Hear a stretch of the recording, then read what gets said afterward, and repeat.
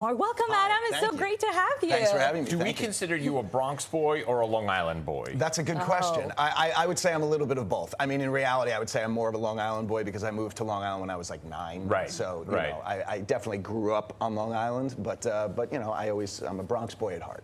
And this is such an exciting shift for you. For years you were performing. Yeah. Now you're directing. What made you do that? What made you do that transition? Well, you know, I've been doing theater now for 30 years, and you know, like anything else, you do that long, you sort of you watch how the sausage gets made enough. You realize, you know what, I know how to do that. Yeah. I can make that sausage. I can make it better. I can make it better. Exactly right. So that was really my motivation. It's just that after all this time, I knew how to do it, and so and as you mentioned, my ego tells me I can do it better. And you're a child of the 80s, so it was rock and roll, like it was like just hair band, like, yes. like Foreigner, obviously, but like was it like Poison, Def Leppard? Was that like in Sure. Yeah, I mean, that was all part of the music that I listened to growing up. I played in rock bands. You know, I wanted to be Bono, I wanted to be John Bon Jovi, and so, you know, I listened to all of the music of the 80s. It was a seminal part of my growing up, was all of that music, and MTV, which is a central focal point of this Foreigner musical, which is, it centers around a family who wins an MTV contest. Yes. This year marks 30 years since Rent opened on Broadway. When you auditioned for Rent, did you ever think it was going to be so big? No, of course not. No, we were just talking about this backstage.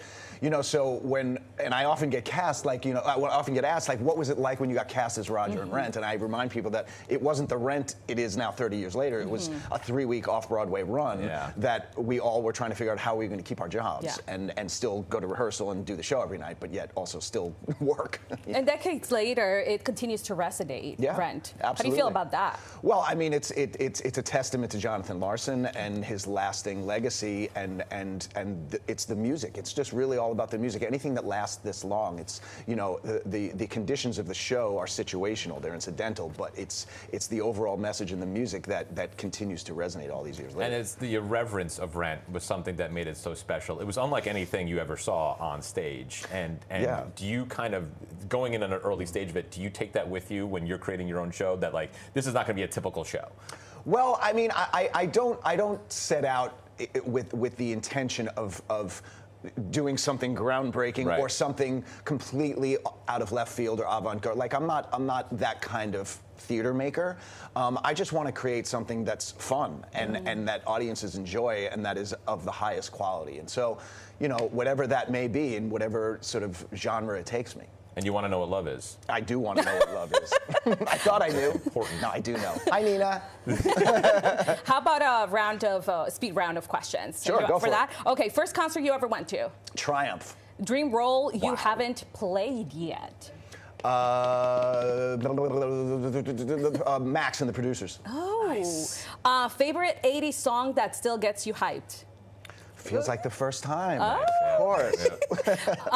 You go to go to vocal warm-up before the show. I have a little thing called a vocal trainer. It's this little black plastic thing, and you kind of sing into it, and it's got a resistance thing that you can make it harder or easier. And I started using that like 3 years ago. Are you alone when you're doing this? I am. Okay. I am. But it's good. You don't make a lot of noise, which is great. Yeah. Which could be even weirder. That's true. And people think I'm sucking on a vape. Yes. Yep.